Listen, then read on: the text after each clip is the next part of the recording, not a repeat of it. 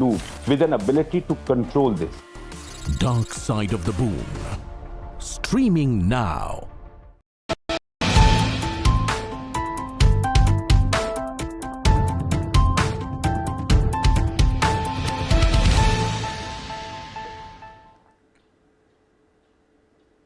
Hello and welcome to News9 Plus. I'm Verghese Abraham. Let's in fact take a look at the top stories of the day. Fresh developments are underway in growing India-US partnership. India and US have announced plans to co-produce the Stryker armoured vehicles as part of an effort to counter China's influence in Asia. The announcement was made by a senior US official after an annual 2+2 ministerial consultation that was held between India and the United States in New Delhi.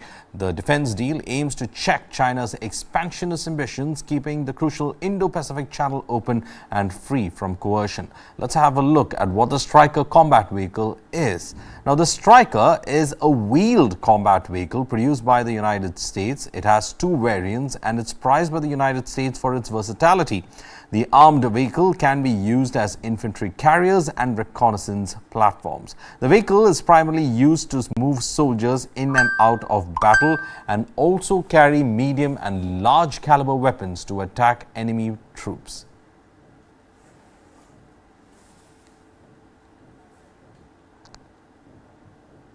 Ahead of the November 30th Telangana Assembly elections in 2023, Prime Minister Narendra Modi is scheduled to address a massive public rally in Hyderabad. The rally is being organized by the Madiga Reservation Porata Samithi, which has been fighting for the cause of the Madigas. Though this rally, the BJP will aim to garner the support of Madigas, who make up 60% of the scheduled caste population in Telangana. The Samithi has been demanding the subcategorization of SCs for almost 3 decades. The support of Madigas could be crucial in deciding the outcome of the assembly elections. Political experts believe that the Madigas are in a position to decide the fates of candidates in at least 20 to 25 assembly constituencies. It is expected that Prime Minister Modi could announce the subcategorization of the scheduled caste. This will entail fixing a separate quota for some castes within the SC category, which in turn is expected to benefit the Madigas. The ruling BRS has already announced a Dalit Bandhu scheme to woo the SCs, including the Madigas. If Madigas announce their support to the BJP, then the equation would change and tilt it in the favor of BJP, which is trying to make inroads into the south after it lost Karnataka to the Congress. In the last assembly polls in 2018, the Madiga Reservation Porata Samithi had backed the Congress and even campaigned for them. But this time, things are looking to be different.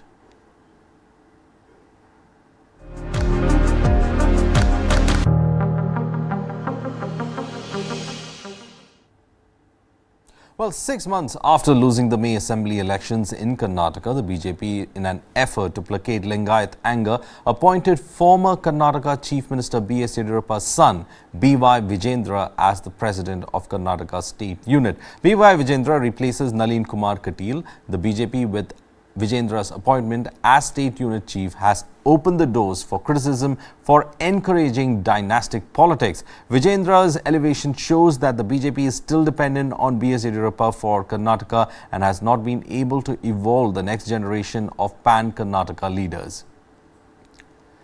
Vijendra is a first-time MLA from Shikaripura, and the constituency which was held by his father Yediyurappa for decades. He has served as secretary of BJP's youth wing in Karnataka and was vice president before he was elevated to the post of the president. The son of the former chief minister is known to be an astute politician and a risk-taker. Vijendra is being touted as a successor to his father's political legacy. B.S. Yediyurappa had vacated the Shikaripura seat for his son. Now, the appointment comes as an acknowledgement that the BJP erred by not giving B.S. Yediyurappa charge of May elections. The May elections, spearheaded by BJP National Organizing Secretary B.L. Santosh, tried to change the time-tested BJP calculations in Kittur, Karnataka and Kalyana, Karnataka regions, which resulted in Lingayat backlash. Vijendra's appointment will likely placate the Lingayat communities in these regions. The BJP does not want to see a similar backlash during the 2024 Lok Sabha elections and wants its state leadership to ensure that the party wins in at least 20 of the 28 parliamentary seats in the state.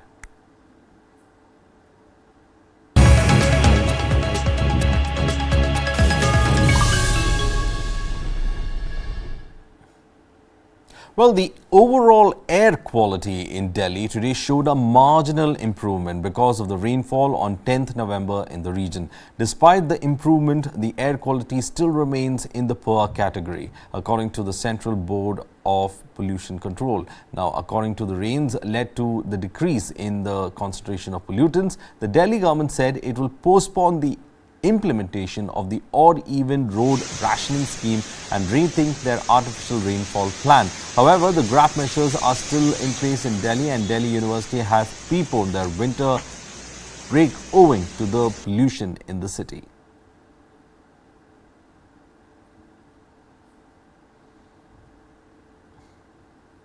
Well, the Supreme Court, meanwhile, is hearing a bunch of pleas concerning the rising pollution in Delhi and the practice of stubble burning.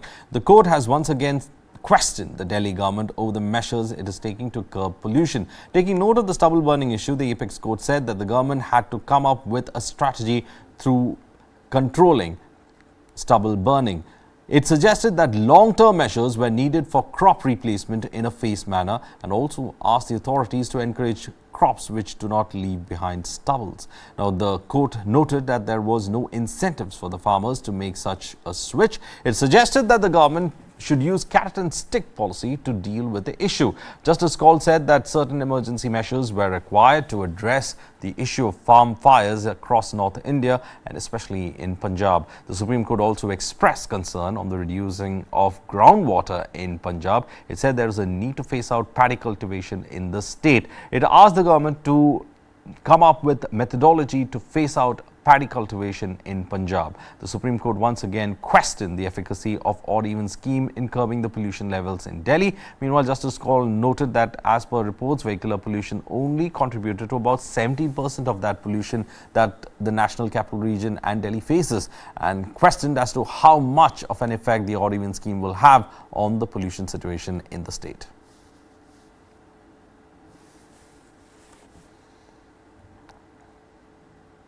US President Joe Biden and Chinese President Xi Jinping are planning to meet in California on November 15, that is on the upcoming Wednesday. Now, the meeting will be taking place on the sidelines of East Asia Pacific Economic Cooperation Summit, which will be attended by both the leaders in Francisco.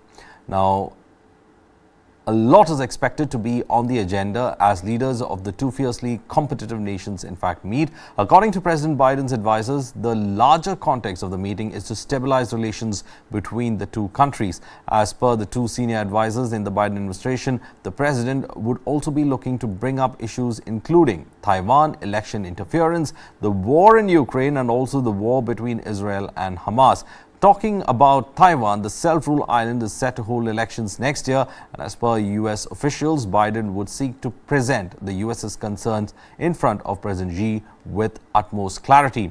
The US seeks to that Beijing would not interfere in the democratic process in Taiwan. President Biden is also expected to warn Xi Jinping against interfering in United States elections, which are scheduled for next year. The ongoing wars in Ukraine and Gaza are also expected to be on the agenda as two nations seek to strengthen their position on the geopolitical chessboard. Ahead of the meeting, China's ambassador to the United States has already said that China seeks to get reassurances that the US would not seek to change China's system, that it does not support Taiwan's independence, and also that the US has no intention to seek economic decoupling with China. Wednesday's meeting will be the first time since G20 Summit 2022 in Indonesia that Joe Biden and Xi Jinping will come face-to-face with each other. Since then, tensions were heightened after a Chinese spy balloon crossed over the United States in February this year and was later shot down by an American fighter jet. More recently, tempers have again been on the high after matters such as Chinese espionage and US restrictions on technology exports to China. Geopolitical experts and analysts have cautioned against expecting any breakthroughs from the meeting between the two leaders. Well, as being told, President Joe Biden will meet Chinese President Xi Jinping face-to-face for the first time in a year on Wednesday. Now, the White House said in high-stakes diplomacy aimed at curbing tensions between the world's two superpowers, it is going to be a meeting to be looked out for. For the first time in a year, U.S. President Joe Biden and Chinese President Xi Jinping will meet face-to-face in California for a high-stakes discussion aimed at curbing tensions between the world's two superpowers.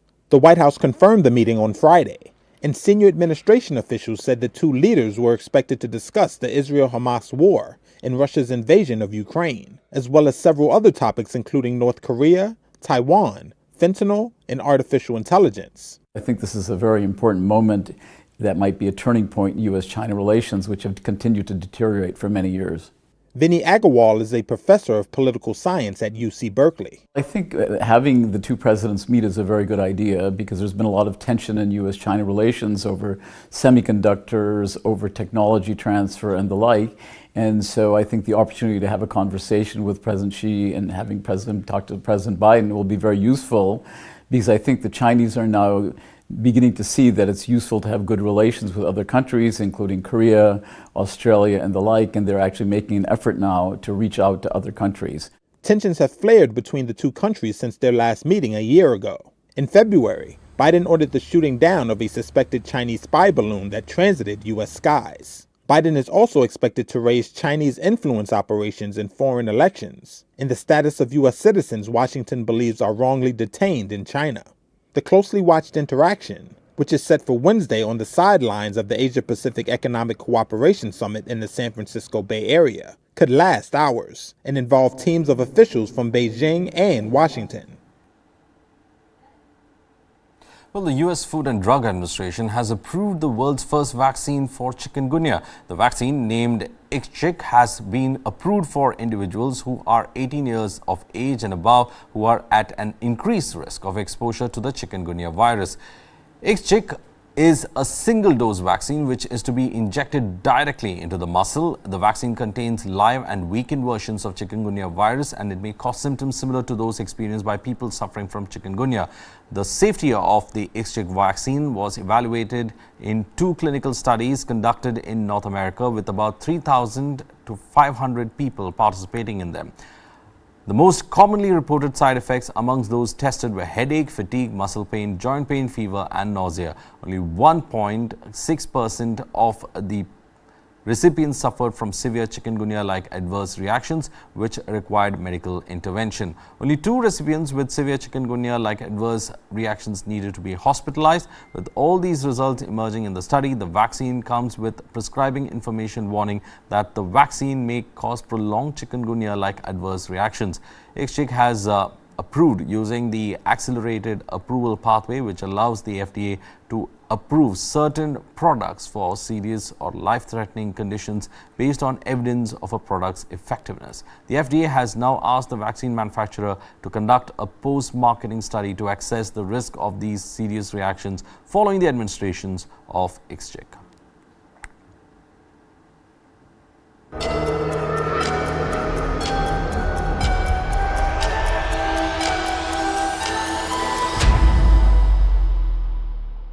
The following content may contain visuals that are disturbing, graphic, or sensitive in nature. Viewer discretion is advised. This material is intended for mature audiences and may not be suitable for all viewers. Please exercise caution while watching, and if you find such content distressing, we recommend discontinuing viewing. This disclaimer is provided to ensure awareness and to prioritize viewer well-being. Well, let us take a look at what's happening when it comes to Israel's day 36 of the war. 11,078 Palestinians and 1,200 Israelis have been killed in this particular war. 4,506 is the number of children who are killed in Gaza. 39 IDF soldiers have been killed ever since the ground operations have started. 247 soldiers and civilians being held as hostage in Gaza. 579 aid trucks have been let into Gaza so far. 33,960 residential units have been destroyed in Gaza. The IDF has said that more than 100,000 Gazans have fled southwards in the last 2 days. Saudi Arabia is going to host an Islamic Arab summit, and Macron, the French president, has said that Israel must stop killing babies and women in Gaza. Meanwhile, Netanyahu will be saying that he will improve the lives of Israeli communities who are living near the Gaza border.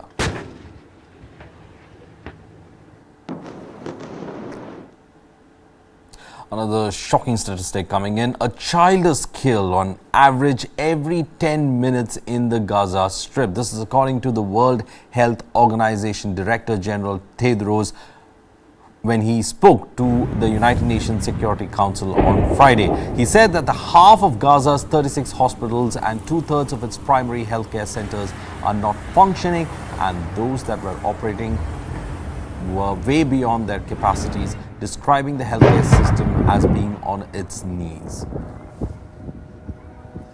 Thousands of displaced people sheltering at hospitals, families crammed into overcrowded schools, desperate for food and water. More than 10,800 people have now been killed in Gaza, almost 70% of them women and children. On average, a child is killed every 10 minutes in Gaza. 1.5 million people have been displaced and are looking for shelter anywhere they can find it. But nowhere and no one is safe. Israeli airstrikes hit Gaza's biggest hospital, the Al-Shifa, on Friday, one of the several hospitals struck at dawn as Israel battles Hamas in the heart of the enclave. This report has graphic content and viewer discretion is advised. This is Gaza City's biggest hospital, moments after bombardment. People screamed and cried as they fled what Palestinian officials say were Israeli airstrikes at the Al-Shifa medical complex on Friday. The following graphic images, verified by Reuters, are filmed by Palestinian video creator Ahmed Hijazi. They show a number of dead and wounded, including children.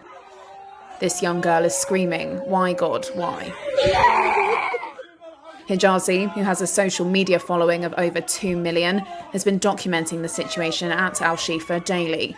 In the footage, he says Israel's military targeted the hospital's outpatient clinic. Palestinian officials say several hospitals were struck at dawn on Friday, including the Indonesian hospital and the Rantisi Pediatric and Cancer Hospital in northern Gaza. Israel did not immediately comment, but has repeatedly said it does not target civilians and goes to great lengths to avoid hitting them. It says Hamas militants have hidden command centres and tunnels beneath Al-Shifa and other hospitals. Hamas denies this. Al-Shifa was already buckling under the strain of the unprecedented influx of wounded people, exacerbated by a lack of pain relief.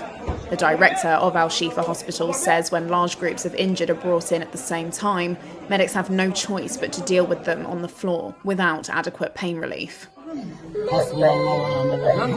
On Thursday, a little girl cried out for her mother as a nurse stitched up her head injury without any anaesthetic. There was none available at the time.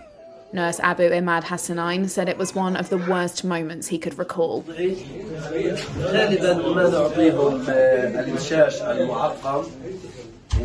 Sometimes we give some of them sterile gauze to bite on and reduce their pain. We know that the pain they feel is more than someone would imagine, beyond what someone their age would stand. Israel has faced growing international calls for restraints as the Palestinian death toll increases, but it says Hamas will take advantage of any significant pause in its military campaign. Palestinian officials said that as of Thursday, over 10,800 Gaza residents have been killed in air and artillery strikes. About 40% of them are reported to be children. Israel says 1,400 people were killed, mostly civilians, and about 240 were taken hostage by Hamas in the October 7th raid that triggered its assault. Gaza's health ministry has said around half of Gaza's 35 hospitals are out of service, either due to damage from shelling or a lack of fuel.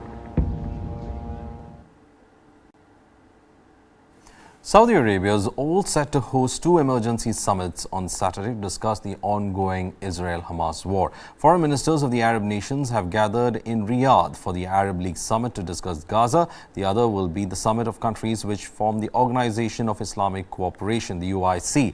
Now, Iranian President Ibrahim Raisi will be making his first visit to Saudi Arabia to participate in the OIC summit. Saudi Arabia's investment minister Khalid Al-Falih said that the objective of the hosting was in fact two summits together was to work towards peaceful resolution to the conflict in Gaza. The summit is expected to focus on the heads of states of the Islamic and Arab countries meeting behind closed doors in a show of unity and stress upon the urgency to stop Israeli aggression in the Gaza and bring about a ceasefire. Talking about the possibility of normalization of ties between Saudi Arabia and Israel, Falih said that even though normalization was on the table, it received a major setback due to events last month.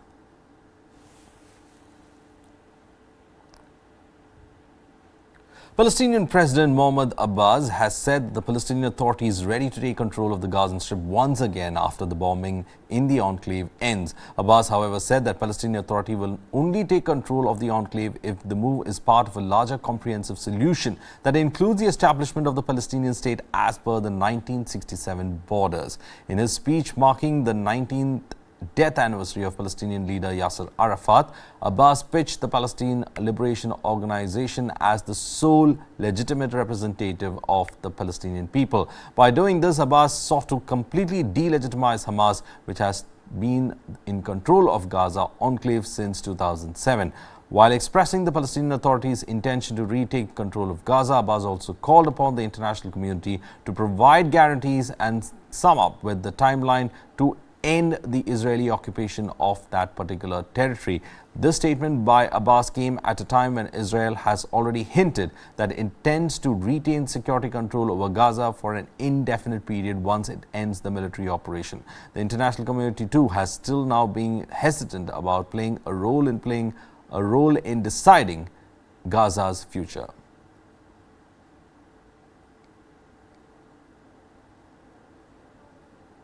More than 100,000 residents of the Gaza Strip have fled southwards over the last 2 days as Israeli forces operate deep in Gaza City. Chief military spokesperson Rear Admiral Daniel Hagari said that Israeli forces are pushing through the whole of North Gaza and hundreds of Gazan residents have been asked to leave the North Gaza region.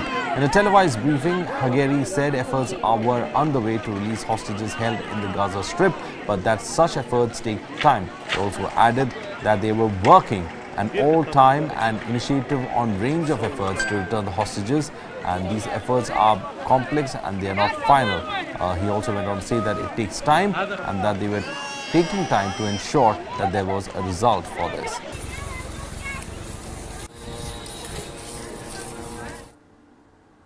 Meanwhile, Israeli forces fought Hamas terrorists and inched their way closer to two big hospitals in northern Gaza as the plight of civilians in besieged Palestinian territory worsened. Many continue to flee the embattled north to the south. Smoke rises behind Gaza's Al-Shifa hospital. In the courtyard and corridors are thousands of displaced people. At the gates, body bags. Israeli forces fought Hamas militants among ruined buildings in the north of the Gaza Strip on Thursday, inching their way closer to Al-Shifa and another main hospital in Gaza City. In the emergency room, this man says he and others tried to head south, but when they reached the road, a tank fired at them. Others fled along a frontline route. The White House said on Thursday Israel has agreed to pause operations in northern Gaza for 4 hours a day from Thursday, the first sign of respite in Gaza's war, allowing people to flee along two humanitarian corridors. Some of those escaping on Thursday said they feared another Nakba, the catastrophe of their mass dispossession after Israel was founded in 1948. They are driving people to schools and scaring them so they would leave. What we see today is a plan for a second exodus. What do things look like behind us? Death and destruction. Death and destruction. US President Joe Biden says he's seeking a longer halt of 3 days to help secure the release of hostages held by Hamas. We're hopeful. Things are moving along. Israel unleashed its assault on Gaza in response to a cross-border raid by Hamas gunmen, who killed 1,400 people, mostly civilians, as well as kidnapping about 240. But the plight of Palestinians trapped in the besieged enclave has stoked global calls for a ceasefire, which is rejected by Israel and its main ally, the United States. Palestinian officials said more than 10,800 Gaza residents had been killed as of Thursday, about 40% of them children. At a humanitarian conference in Paris on Thursday, officials from about 80 countries and organisations were trying to coordinate a response. Jan Egeland heads the Norwegian Refugee Council. We cannot wait a minute more for a humanitarian ceasefire across Gaza for all of the civilian population there. And we cannot wait a minute more for a lifting of the siege, which is collective punishment of 1 million children. Israel's Prime Minister Benjamin Netanyahu vowed to improve the lives of Israeli communities living near the border with Gaza Strip. He made the comments during a meeting with local leaders from communities near the Gazan border. According to Israeli media, the council in charge of planning and building approved last week the plan to construct community roughly 7 kilometers from the border. Great determination of them and the government to return even better than what was before. Restore, build, grow. First of all, to restore security, to make sure that there is no Hamas and that Hamas does not return, but also to make sure that there will be a better life for them in the future. Coming up next, a detailed report on EU's response to the escalating crisis in Gaza. The European Union is stepping up its emergency aid to the Palestinian territory, addressing critical shortages of food, fuel and medicine. Let's listen in. The start of a journey to save civilian lives. Near the Belgian town of Ostend, this plane chartered by the European Union is being loaded up with boxes bearing food and health supplies like syringes and medicine, all bound for the people of Gaza. The EU says it wants to send them a message. We are not forgetting you. We will be there to help you. We will be there to help you. You can count on the European Union. The European Union has been assisting, providing humanitarian assistance to Palestinian people since the year 2000. And shall continue to do so as long as necessary. This EU-backed delivery is the 8th of its kind in the last few weeks, sent to local humanitarian staff on the ground. From here in Belgium, that plane will then fly several hours toward Egypt. The Egyptian Red Crescent will then come to collect all those key supplies that are on board. But how soon will this aid make it to ordinary Gazans? Humanitarian access to the besieged territory is still severely limited, and aid workers say that has to change. Nothing is good if it sits in a warehouse in an emergency response. It needs to go immediately to the affected population. This is why our collective call is unhindered and continuous access to the population within Gaza to ensure they can get what they need at the time that they need it. Colleagues are there on the ground. What are they telling you about their experience? It's terrifying. The reality is we've got volunteers from the Palestinian Red Crescent Society each morning who are working in the ambulance shifts and telling each other goodbye because they don't know if they're going to be able to come back. The EU has more than tripled its humanitarian aid funding for Palestinians and says there is no evidence this support is being used by terror group Hamas. More humanitarian air bridge flights are planned, but with the situation for civilians in Gaza described as dire, it's a race against time to reach people waiting on the other side.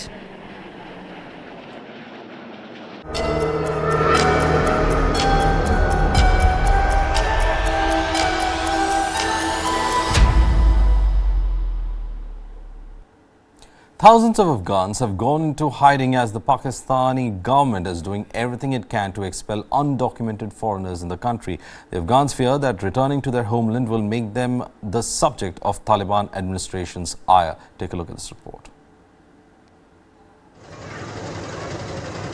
After years of living in Pakistan, thousands of Afghans have gone into hiding.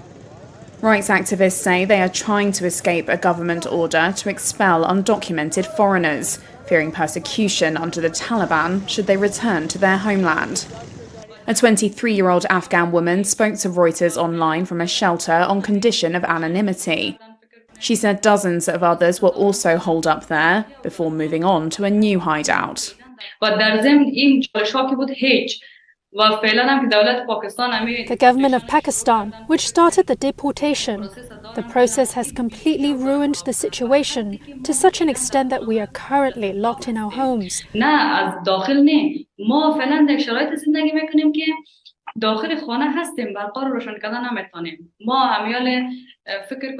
currently living in a situation where we are inside the house, but we cannot turn on the electricity.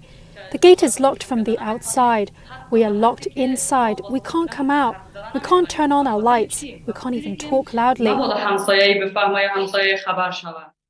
Those at the shelter say the lock was put there by local supporters so neighbours believe the house is unoccupied and that some locals are helping the Afghans arrange for necessities to be smuggled into the shelter under the cover of night.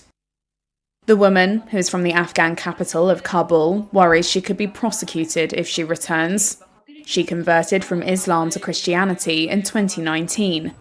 Renunciation of the Islamic faith is a serious offence under the strict Islamic law practised by the Taliban. Authorities began rounding up migrants across the country after a deadline for voluntary exits expired on November 1st.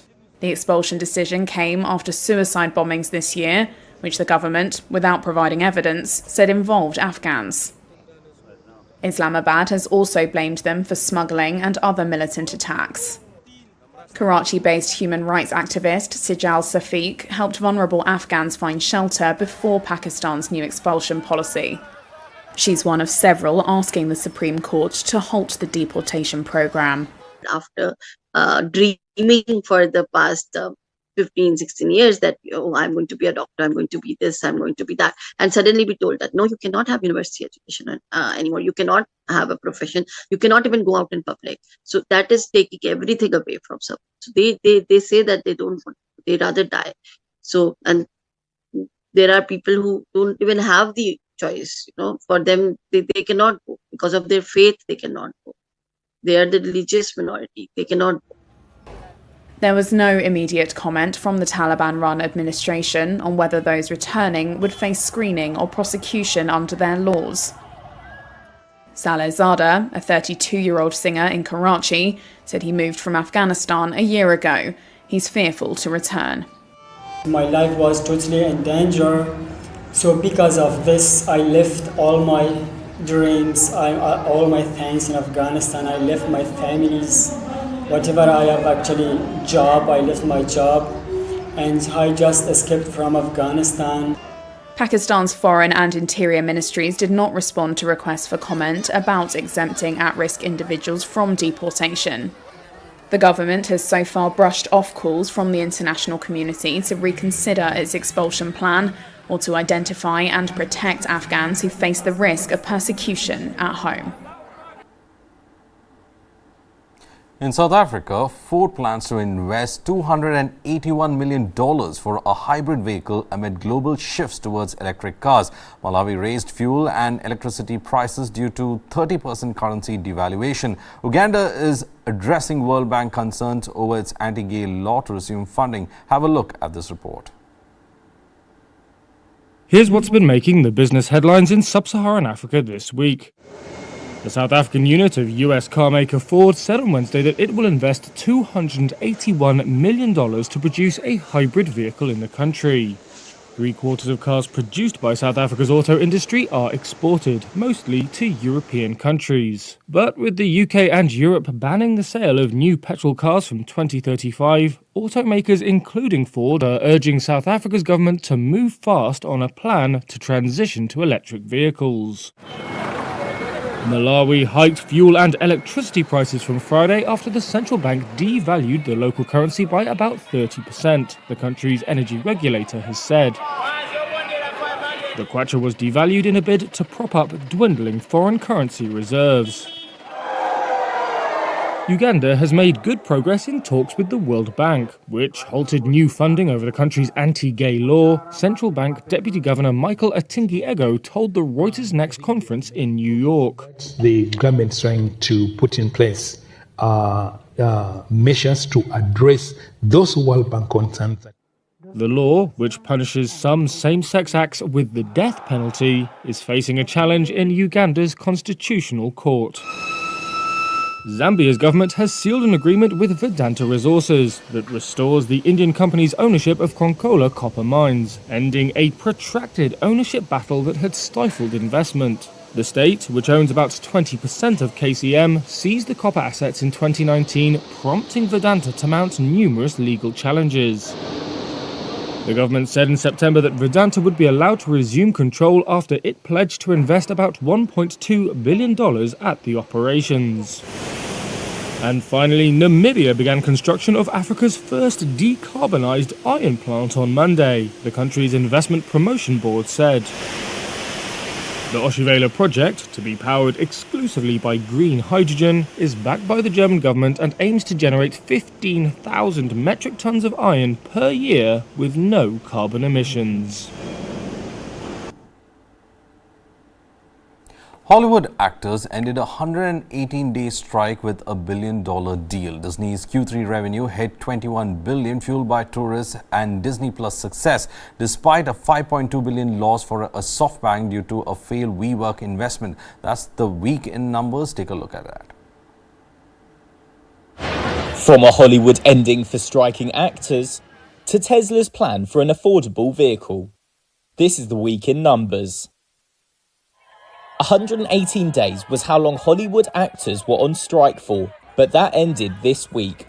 A deal worth more than $1 billion was struck between the SAG-AFTRA union and major studios. The union's chief negotiator, Duncan Crabtree Ireland, said it will make a big difference for actors. That's by far the largest set of gains we've ever achieved in a contract negotiation. And there's really important protections built into this contract around things such as artificial intelligence protections, and also including making sure that now there is a stream of revenue coming off of the streaming business that can actually sustain middle-class actors who are trying to make a career in streaming. $21 billion was Disney's revenue in the third quarter. Tourists flocked to its venues, while cost cuts and 7 million new subscribers on the Disney Plus streaming site also helped. That offset a drop in ad revenue for Disney-owned TV stations. $5.2 billion was the quarterly loss for SoftBank. A huge investment in one-time startup leader WeWork didn't work out for the Japanese group. WeWork, once valued at $47 billion, filed for bankruptcy this week. 9% was the drop in Bumble's share price on Monday. Investors swiped left on the dating app stock. On the news, founder Whitney Wolfe Herd is stepping down as CEO. Slack boss Lidiane Jones is lined up to take over.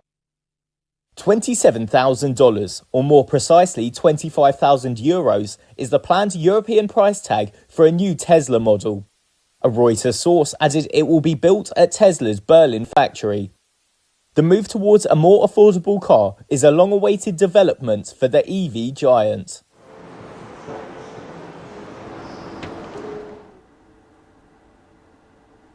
Liverpool star Luis Diaz's father, Luis Manuel Diaz, was recently released from captivity by Colombia's largest active rebel group, the National Liberation Army. The rebel group's commander said that the kidnapping was a mistake. Our next report tells you more. It was an emotional moment as family and friends embraced the father of Liverpool soccer player Luis Diaz Thursday. The elder Luis Manuel Diaz was released after nearly 2 weeks as a hostage of Colombia's largest active rebel group, the National Liberation Army. He was snatched in late October in Barrancas, in the northern province of La Guajira, taken alongside his wife, who was freed within hours of being abducted. Guerrilla groups in Colombia have historically used kidnapping as a fundraising and pressure tactic. A week ago, the guerrilla group said it would free Diaz, and its top commander said the kidnapping was a mistake. The kidnapping of Luis Manuel Diaz has disrupted the government's peace talks with the National Liberation Army. Talks restarted last year in the hope of ending the group's role in Colombia's 60-year conflict, which has killed at least 450,000 people. The two sides began a 6-month ceasefire in August. The Liverpool player Luis Diaz had stayed in England while his father was kidnapped and continued to play in the Premier League. But he publicly expressed anguish at what happened, wearing an undershirt with "Freedom for Dad" written on it when Liverpool played Luton on Sunday.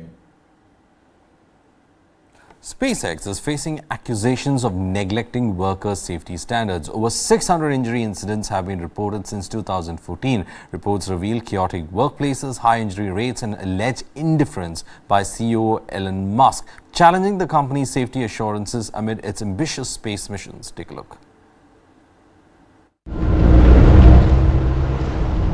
In the summer of 2021, Florentino Rios was working at SpaceX, Elon Musk's rocket company.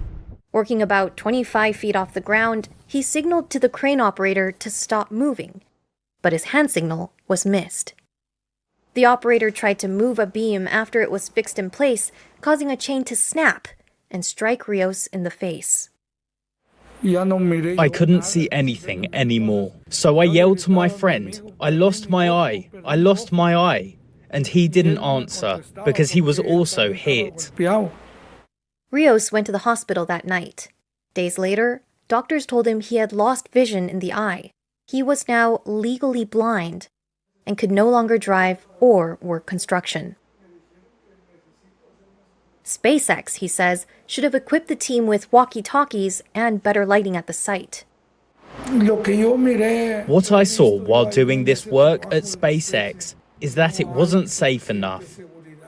It wasn't. Rios isn't the only seriously injured SpaceX worker.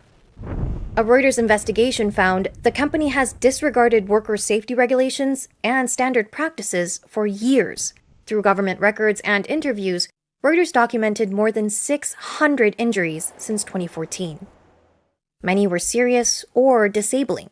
They included lacerations, broken bones, crushed hands, and head injuries. 8 accidents led to amputations. 1 employee died in 2014. Lonnie LeBlanc died from a head injury after being blown off a trailer by a gust of wind at the SpaceX facility in McGregor, Texas. SpaceX did not respond to detailed questions from Reuters for this report. The company has defended its safety practices in responses to government inspections. It says it provides workers extensive safety training.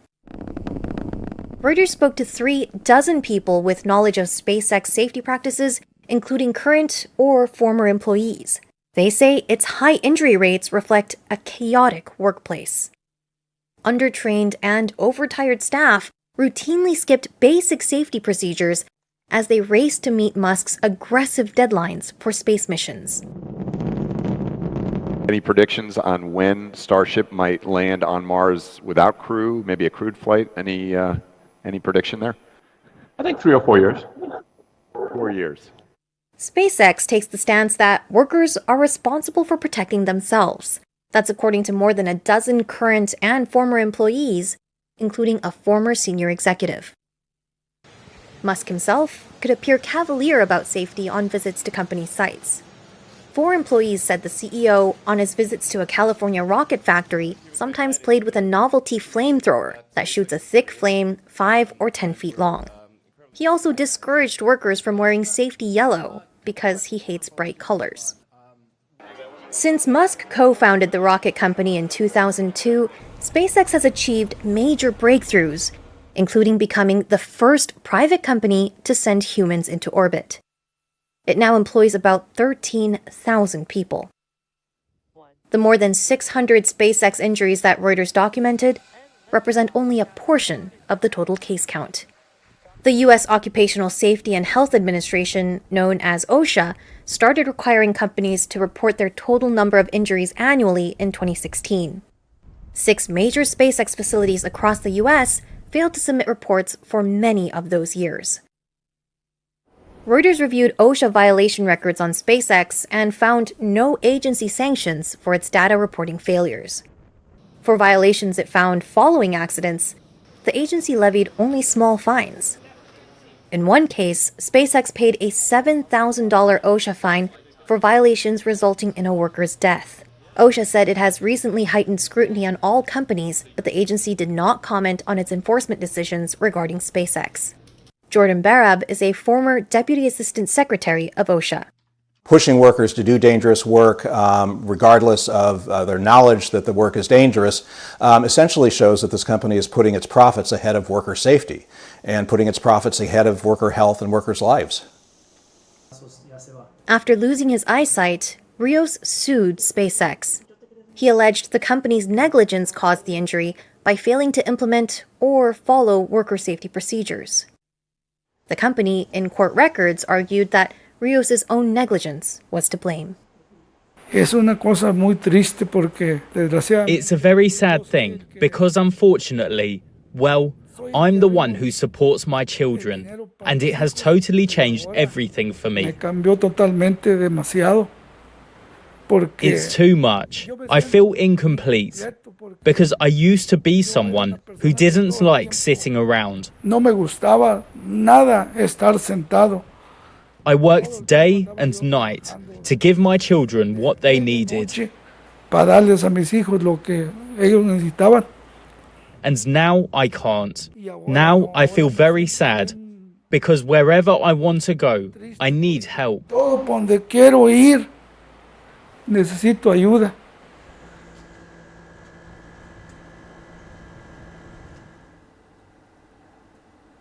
Well, that's all in this edition of the Bulletin. Stay tuned to News 9 for further news updates.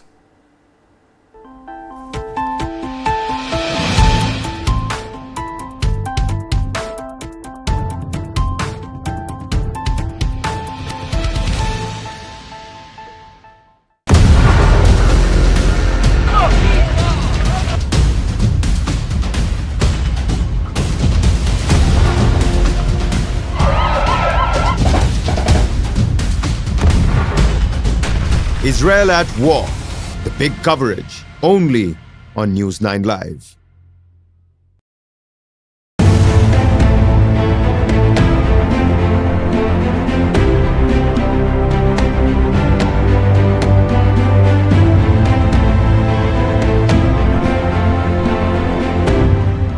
News9 big coverage of 5 assembly polls. Mandate 2023.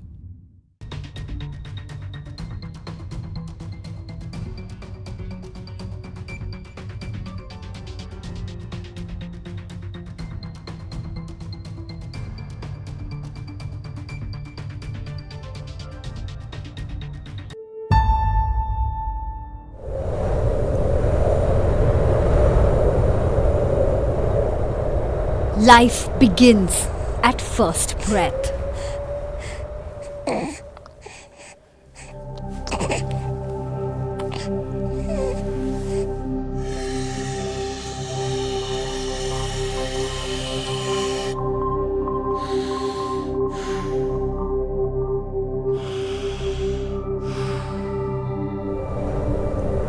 We take a breath every 5 to 6 seconds.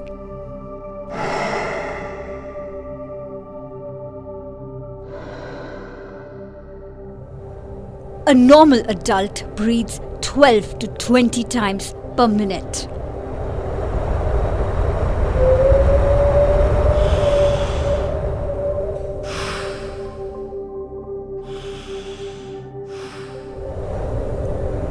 That's approximately 23,000 breaths in a day.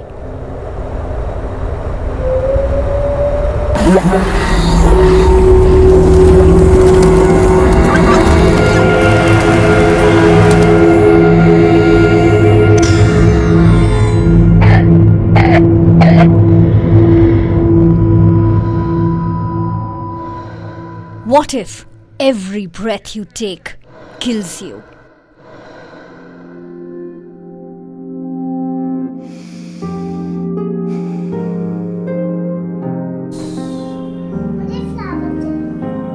I'm Qazi Riaz. I'm originally from Nagina, which is in western part of Uttar Pradesh. I've been in Delhi for about 14 years. Wear your mask.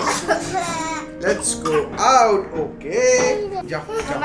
चलो याया ने भी पहना है. Okay, good girl. Let's go. Come. Let's go. Like the immediate impact on their health is very visible on the very first day when the haze was there. Both the kids were infected and they had allergies. They can have ailments all throughout their life from this short exposure. That scares me even more because like right now they'll just get cured and we'll feel okay about it, but then these particles they get absorbed into your lungs, and some of them have carcinogenic properties as well. So that's really concerning. I mean, I feel really scared. Like it's not just that as a parent I want the best for my kids, but this is something beyond my control and it really worries me. There's better livelihood here, there are better schools here for your children, but if health is the price that you're going to pay for a longer time, it's a